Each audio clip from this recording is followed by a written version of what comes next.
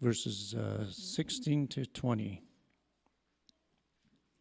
It says, as Jesus walked beside the Sea of Galilee, he saw Simon and his brother Andrew casting a net into the lake, for they were fishermen. Come, follow me, Jesus said, out to fish for people. At once, they left their nets and followed him. When he had gone a little further, he saw James, son of Zebedee, and his brother John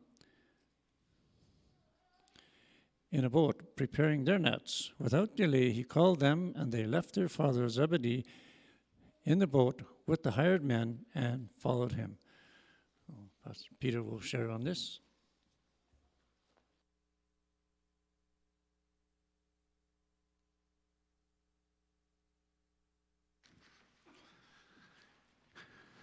Good morning. It's good to be here again. It's always a pleasure to visit. Let's continue in prayer and then we'll go into some study. Father, thank you again for our time together, that he gets right to the point. We're only in verse 16 of chapter 1. We already have the calling of the disciples. It took them 16 verses to get to the call of the disciples. Now, there's all sorts of details, even in the calling that Mark doesn't feel.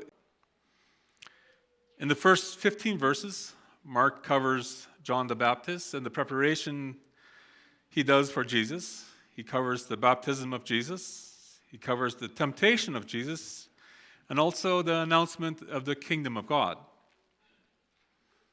There's nothing about the birth of Christ.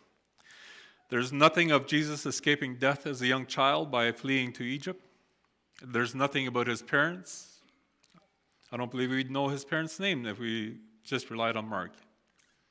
Not yet. So it's good that we have all four Gospels so we can get a more complete picture.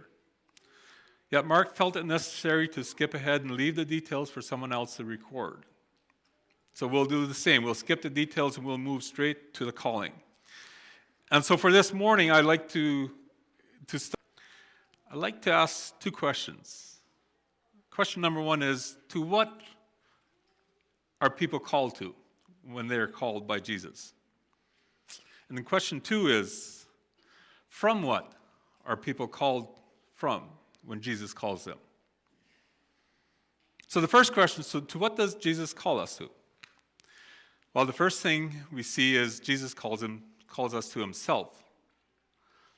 He says, come to me. Jesus calls us to himself. He calls us into a relationship with him. He doesn't call us to a task. He doesn't call us to a new way of. He doesn't call us to a religious experience. He calls us to himself. He calls us into a relationship. And that is the foundation of Jesus' calling. He wants us to know him and to be known by him. That's the foundation. Now, this may seem obvious, but how often when we share the gospel do we share about getting into heaven? Or about living a different life, being released from things. These are good things. Don't get me wrong. These are good things. But how often do we emphasize those things? Known by him. It's really easy to fall into a trap of doing instead of knowing. And there's this tragic story Jesus tells in Matthew 7 of what happens when we haven't answered the call of being in a relationship. And we went straight to being busy with doing things for him without a relationship.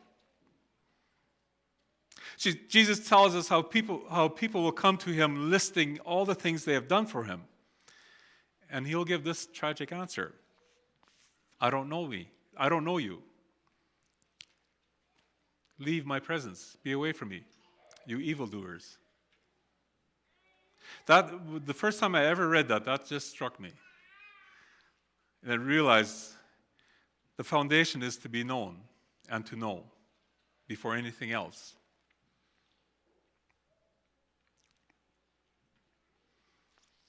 The first, like I said, the first and foundational part of the calling is